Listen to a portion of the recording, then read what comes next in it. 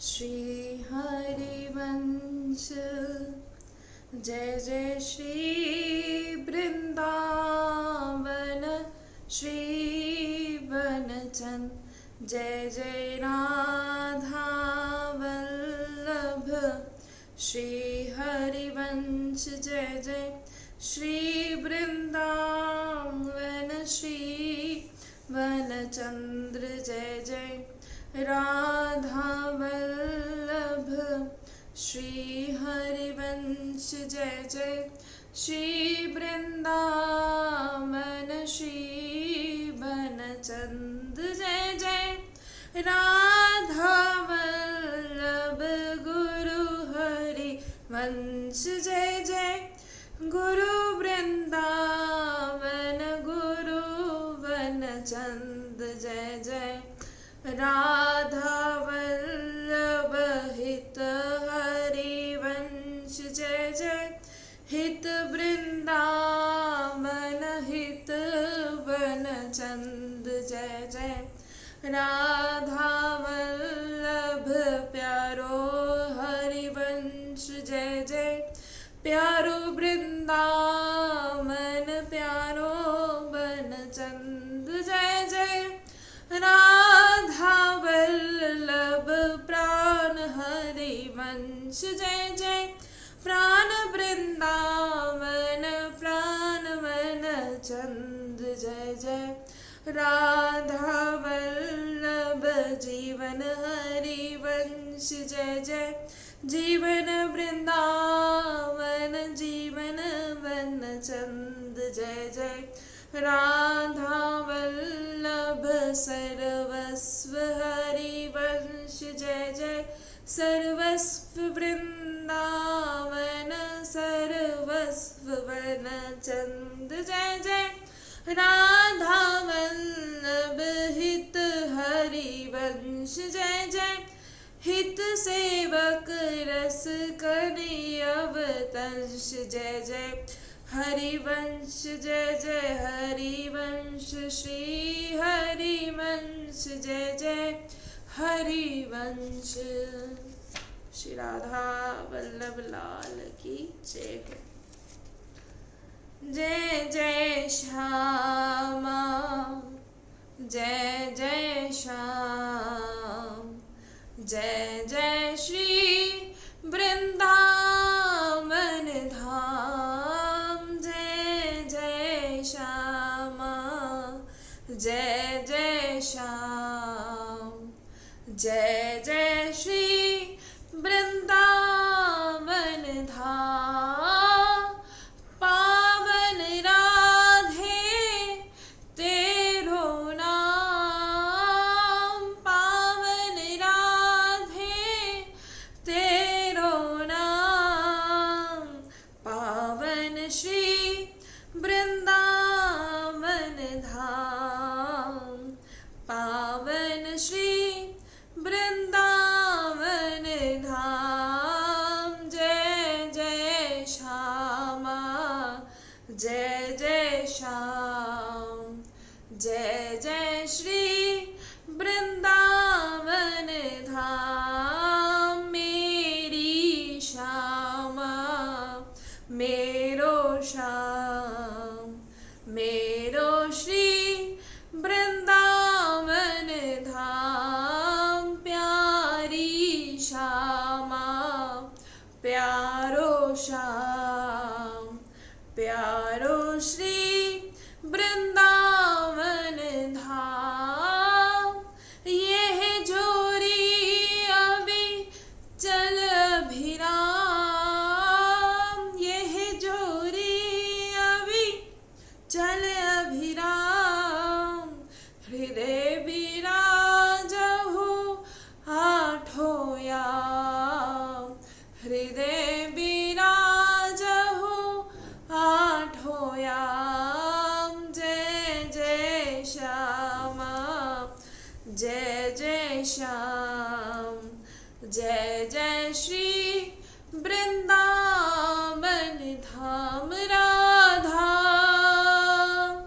राधा राधा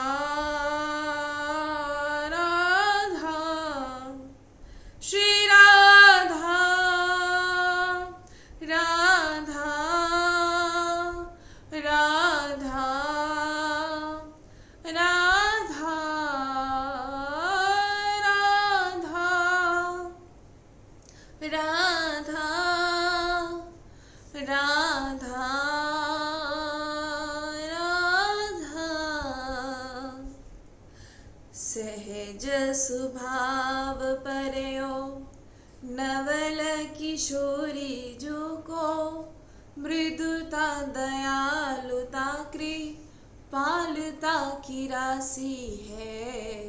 सहज स्वभाव पर्यो नवल किशोरी जो को मृदुता दयालुता कृपालुता की राशि है। नेक हूँ नरीस के हूँ भूली हूँ न होत सखी रहत प्रसन्न सदा ही ये मुख हासी है। ऐसी सुकुमारी प्यारे लालजू की प्राण प्यारी धन्य धन्य तेई जे इनके उपासी है। हित ध्रुव और सुख देखियत जहाँ लगी सुनियत तहाँ लगी सभी दुख पासी है। सहज स्वभाव प्यारो नवल किशोरी जो को मृदुता दयालुता कृपालुता की राशि है। किशोरी तेरे चरणन की रज पाऊं श्री राधे तोरे चरणन की रज पाऊं। बैठी रहो कुंजन के कोने बैठी रहो कुंजन के कोने श्याम राधिका गाऊं किशोरी तोरे चरणन की रज पाऊं। पाऊं मैं पाऊं श्याम राधिका गाऊं किशोरी तोरे चरणन की रज पाऊं। या रज शिव सन कादिक याचत या रज शिव सन कादिक याचत सौरज शीस चढ़ाऊं किशोरी तोरे चरणन की रज पाऊं। पाऊं मैं पाऊं श्याम राधिका गाऊं किशोरी तोरे चरणन की रज पाऊं। व्यास स्वामिनी की छवि निरखत व्यास स्वामिनी की छवि निरखत विमल विमल यस गाऊं किशोरी तोरे चरणन की रज पाऊं। पाऊं मैं पाऊं श्याम राधिका गाऊं किशोरी तोरे चरणन की रज पाऊं। श्री राधा वल्लभ लाल की जय। श्री सद्गुरुदेव भगवान की जय। श्री धाम वृंदावन की जय। जय जय श्री राधे श्याम। जय श्री राधे। जब तक इस सत्संग का प्रभाव इस भजन का प्रभाव होता है, जब यह हम कोई पद गायन करते हैं या किशोरी जी का सिर्फ उस नाम को ही पुकारते हैं, तो देखिए अंदर ऐसे हम सभी भावुक हो जाते हैं और उस समय ऐसा लगता है कि बस हमारी लाडली जो और कुछ भी नहीं। ऐसा होता है, इस सत्संग का ये भजन का प्रभाव है। ऐसा होता है, सबके साथ होता है कि जब श्री धाम वृंदावन आते हैं या कथा में बैठते हैं या सत्संग में बैठते हैं तो भावुक हो जाते हैं। लेकिन फिर क्या होता है, जैसे ही बाहर जाते हैं, इस श्री धाम वृंदावन से बाहर जाते हैं या सत्संग का प्रभाव जो है या सत्संग जब श्रवण करना बंद कर देते हैं, फिर से वैसे हो जाते हैं। फिर से तो ऐसा क्यों होता है? सबके यही प्रश्न होते हैं कि हमारे साथ ऐसा क्यों होता है, कि वहाँ क्या कोई ऐसा कोई जादू होता है कि जब तक वहाँ बैठा जाता है तब तक कहीं ना कहीं ऐसा होता है कि मन के जितने भी विकार होते हैं वो कुछ क्षणों के लिए नष्ट हो जाते हैं। और मन ये कहता है, वही मन जो मन संसार की मांग करता है, जो मन संसार के विषयों की मांग करता है, और वही मन क्या कहता है कि नहीं, आज के बाद नहीं, आज के बाद ऐसा कुछ भी नहीं। तो यही कहा जा रहा है कि ऐसा क्यों? तो देखिए, हम बस आपसे यही कहना चाहेंगे कि वहाँ का जो परमाणु होता है, जब आप किसी सत्संग में जाते हैं, जब आप धाम में आते हैं और जब आप कथा श्रवण करते हैं, वहाँ का परमाणु ऐसा है, भागवतिक परमाणु होता है वहाँ का, कि क्योंकि वहाँ जितने भी सब जन बैठे होते हैं वो भागवत भाव से युक्त होकर वह, जब वहाँ जितने भी जन हैं, क्यों? इसीलिए क्योंकि यहाँ से धाम वृंदावन में जितने भी जन आए हैं वो किसके लिए आए हैं? वो भजन के लिए ही तो आए हैं, या कुछ और नहीं, वो केवल एकमात्र भजन के लिए ही यहाँ आए हैं। श्री धाम वृंदावन में क्यों आया जा रहा है? क्या कुछ कमाने के लिए आया जा रहा है? नाम अर्जित करने के लिए नहीं। श्री धाम वृंदावन में केवल एकमात्र कार्य के लिए आया जाता है, और वो है प्रभु की प्राप्ति। और जब ऐसे भक्तों का आप सभी संग करते हैं, क्योंकि वो सभी जितने भी जब सत्संग में आप जाते हैं, कथा श्रवण करते हैं, वहां सभी भगवत भाव से युक्त होते हैं, और इसीलिए एक दिव्य भागवतिक परमाणु, उनसे हमारा जो भाव है वो उदय हो जाता है कि बस आज के बाद ऐसा नहीं, सिर्फ सत्संग, सिर्फ अच्छे कार्य करेंगे, सिर्फ भजन करेंगे, संसार में नहीं फंसेंगे। ये उसी परमाणु का ही प्रभाव होता है। अब प्रश्न ये आता है कि बाहर रहते हुए भी हम ऐसे परमाणु कैसे सुरक्षित रखें? वहां तक की बात ठीक है, जब सत्संग में जाया जाता है, सदगुरुदेव की शरण में जाते हैं, जब हम श्री धाम वृंदावन जाते हैं, तब तो हमारा भाव बन जाता है। तब मन जो है, जो विषयों की मांग करता है, वही मन कहता है कि तू भजन कर, वही मन कहता है कि तू श्री धाम वृंदावन में वास कर। अब होता क्या है, जब बाहर जाते हैं तो इस परमाणु को कैसे सुरक्षित रखें? तो कहते हैं कि जल और वायु, इन दोनों का बहुत प्रभाव पड़ता है, एक जल का और एक वायु का, इन दोनों पर का बहुत प्रभाव पड़ता है। तो इसीलिए यदि आप चरणामृत का सेवन करें, यदि आप चरणामृत का सेवन करें और कोई बाहरी जल का फिर आप पर प्रभाव नहीं पड़ता, आते हैं श्री धाम वृंदावन तो लेकर जाइए चरणामृत, लेकर जाया करें, क्योंकि जब आप चरणामृत आप करेंगे, चरणामृत का आप सेवन करेंगे, उसके बाद जो ये बाहर का जल है उसका आप पर कोई भी प्रभाव नहीं होगा। और अगर आप रज लगाएंगे तो वायु का प्रभाव नहीं होगा। क्यों हम आप सभी से कहते हैं, आप सभी हम कहते हैं कि भाई कुछ ना करो, कहते हैं ना भजन नहीं हो पाता दीदी, नहीं हो पाता, यहाँ तो हो जाता है लेकिन बाहर फिर मैं ऐसे फंस जाता हूँ, कहते हैं। तो हम तभी तो कहते हैं क्यों आपके हाथ में ब्रजरज दे दी जाती है, क्यों समझा, क्यों कहते हैं कि ब्रजरज का सेवन करें, क्यों कहा जाता है? इसीलिए तो कहा जाता है, इसीलिए तो कहा जाता है कि आप ब्रजरज का जब आप अपने मस्तक पर लगाएंगे तो बाहर की जो वायु है उसका प्रभाव आप पर नहीं पड़ेगा। क्यों नहीं पड़ेगा?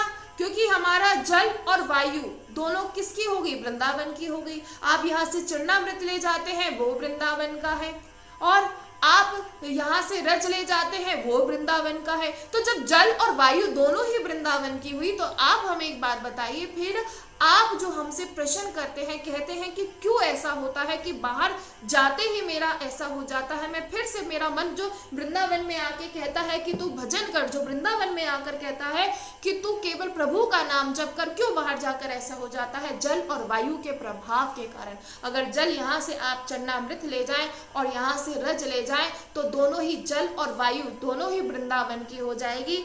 ठाकुर जी का चरणामृत और वृंदावन की रज। और फिर देखिए कि आप जैसा भाव आपका सत्संग में बैठकर बन रहा है, जैसा भाव आपका श्री धाम वृंदावन में बन रहा है, वैसा ही भाव आपका वहीं भी बनेगा।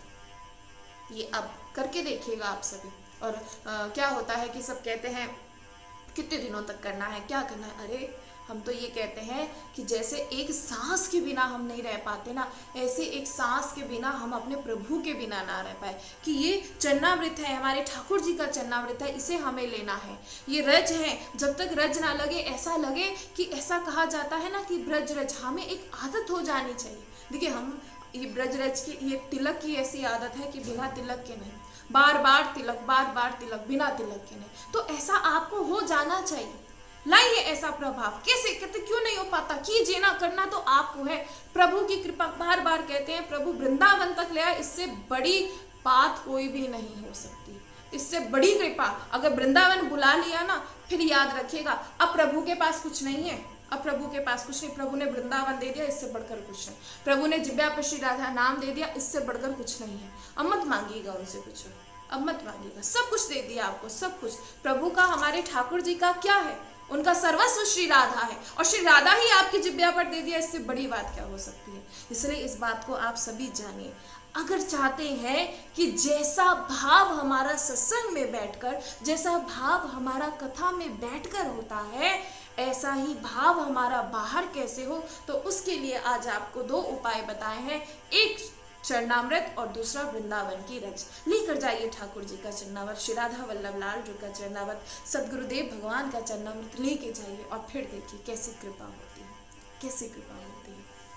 और वृंदावन की ये जो रज है, ये बड़े बड़े महापुरुषों, ये जो श्री धाम वृंदावन है, ये बड़े बड़े महापुरुषों को प्यारी जू और प्यारी जू की लीला भूमि है। हम बार बार कहते हैं कि लीला भूमि थी नहीं, लीला भूमि है आज भी। कहते हैं ना, बंसी बजावे प्यारो मोहना, वो प्यारो मोहना आज भी यही है, वो प्यारे मोहन आज भी यही है, और उनकी वही बंसी की धुन आज भी सुनाई देती है। अब कहते सुनाई नहीं देती, बंसी बट जाते हैं, कई बार कहते हैं कि भाई भैया सुनाई नहीं देती, अरे बड़े कान लगा के सुने, सुनाई नहीं देगी। कैसे सुनाई देगी? इतना मैल जमा कर रखा है उस संसार का, तो कैसे सुनाई देगी? निकालिए कानों में से उस संसार की आवाजों को, निकालिए कि जो मुझे पुकारता है, ये मुझसे प्रेम करता है, ये मुझसे प्रेम, ये सब आवाजों को निकालिए, और फिर देखिए कैसे कैसे आपको वो जो आवाज है ठाकुर जी की बंसी की, वो सुनाई देती है। वृंदावन की रज, बड़े बड़े महापुरुषों को प्यारी जू और प्यारे जू की ये लीला भूमि है, और यहाँ चरण रज आपको वैसा ही प्रदान करेगा जैसा आपको, हम बार बार कह रहे हैं, कहीं भी ले जाइएगा, कहीं भी, जैसा अन्य आप सत्संग में जब आते हैं, जब सत्संग में आप आते हैं, और जैसा प्रभाव सत्संग का होता है, उस समय आप बस मन चित्त सब कुछ प्रभु में लग जाता है। ऐसा ही जब आप रज का और चरणामृत का सेवन करेंगे, तो ऐसा ही बिल्कुल समान ऐसा होगा। और हम बार बार कहते हैं कि रज आप सभी को, हम कहते हैं बड़ा दुखी हैं, बहुत कुछ है, इतना संसार का ताम झाम उठाने के बाद भी ये मन दुखी है। क्यों दुखी है, इसका कारण जानिए। मेरे पास संसार का सब कुछ है, लेकिन सब संसार का सब कुछ होते हुए भी मेरा मन क्यों दुखी है? हमें समझ नहीं आता क्या है आपके पास, क्या है, कितना कुछ है आपके पास, कितना कुछ है, आपका अपना क्या है, हमें ये बताइए। एक बात बस आप हमें इतना बता दीजिए, हम आपको उत्सव में बुलाते हैं, अब आप लोग संसार में फंसे हैं, तो आप उसी में रहते हैं कि चलो उत्सव में जाना है, तो चलिए कुछ लेकर जाते हैं, ठीक है। या आप किसी, आपको संसार की बर्थडे पार्टी, जो बहुत सारे आजकल रीति जो चलते हैं, आजकल एक बड़ा ही वो क्या बोलते हैं आप लोग, वो फैशन जो चला हुआ है, ठीक है। तो आप जब वो चलता है, जब वो होता है, तो उसमें जब आप किसी के यहाँ जाते हैं, तो एक आपको ये होता है कि आपको कुछ लेकर जाना है, कोई एक भेंट लेकर जानी है। अब क्या होता है, आप किसी के यहाँ गए, आपको किसी के यहाँ कोई बहुत ही सुंदर वस्तु नजर आई, जिसके जहाँ आप जा रहे हैं, आपने वही वस्तु उतार कर उसको दे दी, तो सोचिए कि उसको कैसा लगेगा। उसको बहुत बुरा लगेगा कि मेरे यहाँ आए, मेरे यहाँ मैंने इनको निमंत्रण दिया, ये यहाँ आए, और इसने मेरे यहाँ की वस्तु उतार के मुझे ही दे दी, और ठीक ऐसा आप लोग कर रहे हैं। बड़े प्रसन्न होते हैं जाके कि ठाकुर जी को 56 भोग का प्रसाद पवाया है, बड़े प्रसन्न होते हैं जाके कि ठाकुर जी को बड़ी सुंदर सी पोशाक हमने दी है, बड़े प्रसन्न होते हैं कि आज यहाँ भंडारा कराया है, बड़े प्रसन्न होते हैं आज जाके वहां सेवा दी है, आज उनके यहाँ जाकर सेवा करी है, बड़े प्रसन्न होते हैं। आपका अपना क्या है, पहले ये बता दीजिए, क्या वो आपका अपना है? अरे वो तो सब ठाकुर जी का है, सब ठाकुर जी का है। बड़े धनवान बनते हैं, बड़े धनी बनते हैं, धनी बनते हैं, किस बात के धनी? देखिए बार बार कहते हैं, इस सब में मत उलझिए। ये रोजाना आपको जो समझाना है, इसलिए समझाना है कि जानिए और समझिए कि जहाँ फंसे हैं, और ये जो मन की चाल समझिए, ये आपको बार बार निरंतर फंसा रहा है, और आप फंसते चले जा रहे हैं। यहाँ से बाहर निकलिए, इससे बढ़कर बहुत कुछ है आपके लिए। जिसे हम सोचें कि एक छोटा सा हीरा मिल गया, उससे आप प्रसन्न हो गए। अरे बार बार कह रहे हैं, इस छोटे से हीरे से लेकर प्रसन्न मत होइए, मत प्रसन्न होइए, आप जाइए जाइए। आप जैसे जैसे आगे बढ़ेंगे एक पूरे हीरे की खान है। जैसे एक संसारी व्यक्ति छोटा सा हीरा मिलकर खुश हो जाए, तो उससे कोई कह दे अरे भैया आगे बढ़, और आगे वो पूरे हीरे की खान है। ऐसे ही हम आपसे कह रहे हैं, अभी तो सत्संग सुनकर बड़ा मन प्रसन्न हो जाता है, बड़ा ऐसा लगता है कि हाँ आनंदित हो गए। कुछ जैसे अशांत होता है, या बहुत मन घबराता है, या कभी ऐसी कोई वार्ता हो जाती है कि मन बड़ा दुखी होता है, लेकिन जैसे ही सत्संग श्रवण करते हैं तो सत्संग वहाँ स्पर्श करता है। वहाँ जहाँ कहते हैं ना, जहाँ चोट लगी उसका मरहम है जो ये सत्संग है। फिर हम फिर पुष्ट हो जाते हैं, फिर पुष्ट हो जाते हैं। ऐसे ही हम आपसे कह रहे हैं, अभी तो आप जब किंचित मात्र सुनकर आपको इतना आनंद आ रहा है, तो आइए आइए आप और आगे बढ़िए। और जितना आगे बढ़ेंगे, जितना आगे बढ़ेंगे, उतना ही प्रभु आपसे प्रेम करते रहेंगे, उतना ही प्रभु प्रेम करते रहेंगे। अब सबसे बड़ी बात कि इस नाम जप कैसे करें। माला लेकर बैठते हैं, हम कई बार कहते हैं कि मैं माला लेके बैठते हूँ, लेकिन वो जो माला है उसका एक मन का, दूसरा मन का, तीसरा मन का होते ही फिर मैं संसार की ओर भागता हूँ। भाई ऐसा क्यों? कई बार प्रयास करते हैं। तो हम आप सभी से ऐसा कहेंगे कि देखिए, ये जो माला का सहारा लेने से बेहतर है ना, अपने श्वासों में मंत्र को बसाना है। इस माला का सहारा लेने से बेहतर है कि अपने सांसों में मैं हर जैसे हम एक कुछ समय के लिए हम आपसे कहें, या हम ही कि कुछ समय के लिए सांस रोक ली जाए, तो देखिए कितना कुछ ही क्षण के लिए रोक सकते हैं ना। एकदम मन घबरा जाता है, एकदम से ऐसा होता है। कहीं ऐसी जगह चले जाएं जहां घुटन है, आप सांस नहीं ले पा रहे हैं, आपको घुटन होने लग जाती है वहां आप, क्योंकि सांस नहीं ले पाते। ठीक ऐसे ही आपको माला लेने से हम तो कहेंगे बेहतर है कि श्वासों की माला की ये जो श्वासें हैं, इसमें आपको मंत्र को बसाना है, इसमें आपको मंत्र को बसाना है। और फिर ऐसे अनुराग से युक्त हो जाना है कि जैसे हम श्वास के बिना नहीं रह सकते, ऐसे ही हे मेरी लाडली जो, मैं आपके नाम के बिना मैं नहीं रह सकता। मैं राधा नाम के बिना नहीं जी सकता, मैं प्रसाद के बिना रह सकता हूँ। ये तो बहुत बड़ी बात है, ये बहुत बड़ी बात है। ये तो कह देने में बड़ा बहुत, क्योंकि देखिए भजन की एक ऐसी स्थिति होती है, वो बहुत ही कोई बिरला ही ऐसी स्थिति में पहुंच पाता है कि जिसे होश ही नहीं कि उसे प्रसाद पाना है, जिसको होश ही नहीं कि उसके शरीर में क्या हो रहा है, क्योंकि सब कुछ नष्ट हो जाता है, देह अभ्यास सब कुछ नष्ट हो जाता है। लेकिन ये भजन की बहुत बड़ी, एक बहुत जिसे कहते हैं ना आप, एक बहुत बड़ा ऊपर लेवल वाली बात है। तो बिल्कुल इसी प्रकार यहाँ है। तो हम आप सभी से बस इतना कहना चाहेंगे, जैसे मैं सांस लिए बिना हम नहीं रह सकते, ऐसे ही राधा के नाम के बिना हम नहीं जी सकते। बस यही बात तक आपको पहुंचना है, सिर्फ यही बात तक। जब अंतर्मुखी वृत्ति हो जाती है तो माला उठाने की इच्छा नहीं होती, माला तो हाथ में दिखती ही नहीं, फिर तो बस हर सांस में राधा, हर सांस में राधा।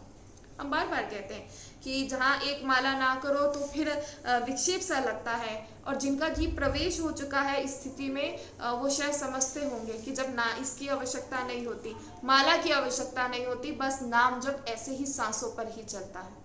ये बहुत एक भजन की, सच बता रहे हैं, बहुत बड़ी एक कि जैसे मछली बिन पानी के नहीं रह सकती, ऐसे ही मैं आपके नाम के बिना नहीं रह सकता। ये बहुत बड़ी बात है, बहुत बड़ी बात। और हम बार बार आप सभी से कह रहे हैं कि ये जो हर समय है, हर एक क्षण जो है वो हमारे हाथों से खोता जा रहा है। हर एक क्षण हमें जीव कैसे कैसे, देखिए कैसे कैसे ये ताम झाम उठाने पड़ते हैं संसार को अच्छा, मतलब संसार में खुद को प्रदर्शित करने के लिए, अपना नाम वैभव कमाने के लिए, और कैसे कैसे मन में बहुत ज़्यादा विकार होते हैं, या मन देखिए कितना मलिन है ये मन, देखिए कितना मलिन है ये मन।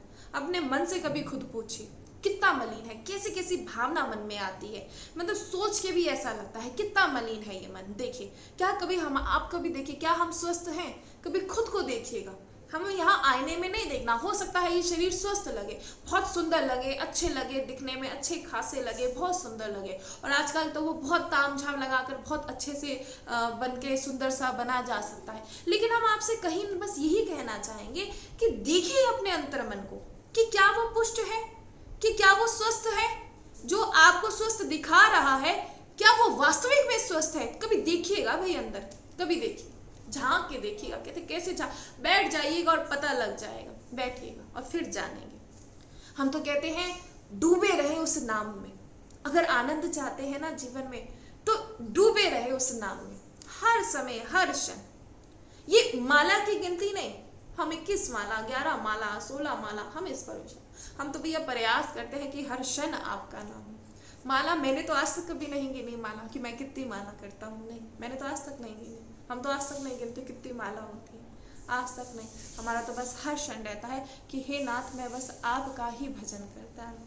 सिर्फ एक क्षण ऐसा ना जाए कि मैं आपका नाम भूल पाऊँ, एक क्षण ऐसा ना जाए कि मैं श्री धाम वृंदावन से बाहर जाऊं, एक क्षण ऐसा ना जाए कि मुझे ये संसार आकर स्पर्श कर पाए, ये संसार के विकार मुझ में फिर से अंदर आ पाए, एक क्षण भी ऐसा ना हो। और हम बार बार कह रहे हैं, जब आप इसे करना शुरू करेंगे, श्वासों की माला पे नाम जप करना शुरू करेंगे, फिर आप जानेंगे। शुरू में आपको बहुत मुश्किल होगी, शुरू में मुश्किल होगी, लेकिन जब आप प्रयास करोगे तब देखिएगा आप वहां पहुंच जाओगे। जब तक सत्संग का प्रभाव नहीं होता, जब तक जीवन में सत्संग नहीं आता, तब तक देखिए ये भजन मार्ग एक पहाड़ की तरह नजर आता है। लेकिन जैसे ही सत्संग का प्रभाव होने लगता है, तो यही पहाड़ बहुत ऐसा लगता है फूलों का मार्ग बन जाता है, और ऐसा होता है। इसलिए जानिए, हमें हर क्षण अपने इस मंत्र है, जो नाम जप है, सांसों में होना चाहिए, ना कि माला सहायक हो। अभी शुरू में कहते साधक से कहा जाता है, प्रश्न ये भी आता है कि शुरू में साधक से कहा जाता है कि माला, इतनी माला आपको नित्य करनी है। वो इसीलिए कहा जाता है क्योंकि अभी आपकी शुरुआत है, आपको अभी वहां तक लेकर आना है। अभी ऐसा तो नहीं होता कि बालक छोटा सा हो और उसे आप सीधी 12वीं कक्षा में प्रवेश करा दे, ऐसा तो नहीं होता ना। बालक जब छोटा होता है तो उसे आप पहले उसका जो दाखिला है, वो सबसे छोटी जो कक्षा है उसमें कराते हैं, फिर धीरे धीरे वो आगे बढ़ता रहता है। ऐसे ही शुरू में जो माला है वो सहायक है, लेकिन हम आपसे ये कहना चाहेंगे, अगर आप आगे बढ़ रहे हैं तो कोशिश ये करें कि सांस, हर सांस में, मैं जहाँ हूँ हर सांस में मेरी श्री राधा है, हर सांस में श्री राधा है। अगर ऐसे आप नाम जप करेंगे, फिर आप देखिएगा कि कभी भी, देखिए क्यों कहा जाता है नाम जप के लिए, क्यों कहा जाता है मंत्र जप के लिए, क्यों कहा जाता है, ये शरीर नाशवान, इसका आज नहीं तो कल नाश होगा।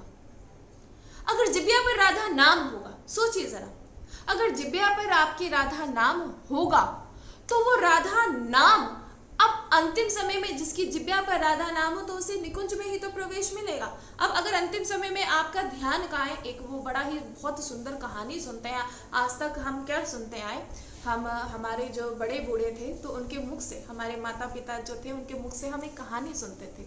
उस कहानी का तब मतलब नहीं जानते थे, तो वो हमें सुनाते थे कि एक सेठ था, और उस सेठ के, वो एक सेठ, वो जो क्या बोलते हैं, किराने की जो दुकान होती है, तो वो वहाँ बैठता था। अब वो सेठ पूरा जीवन उसने उस दुकान पे निकाल दिया, कभी प्रभु का नाम नहीं लिया। घर वाले कहते थे कि अब छोड़ो, इतने बुजुर्ग हो चुके थे कि बैठना भी मुश्किल होता था, लेकिन फिर भी उस दुकान पे जाके बैठते थे। क्यों बैठते थे? क्योंकि शुरू से अभ्यास था। बच्चे कहते थे कि अब छोड़ो, हम संभाल लेते हैं, लेकिन फिर भी नहीं मानते थे। क्यों? क्योंकि पूरा जीवन आसक्ति ही वही रही। अब क्या हुआ, सेठ का अंतिम क्षण आया, उन सेठ जी का अब अंतिम क्षण आया। अब क्या हुआ, जब वो बीमार, कहते उनका जो चारपाई वही उनकी दुकान के पास ही लगा दी जाती थी। अब वो सेठ लेटे हैं और बालक दुकान पे काम कर रहे हैं। अब सेठ जी का अंतिम क्षण है, तो सेठ जी क्या कर रहे हैं, सेठ जी की जिह्वा पर नाम प्रभु का नहीं आया। सेठ जी ने क्या देखा कि एक गधा जो है वो उनकी दुकान की, वो कुछ झाड़ू खा रहा था।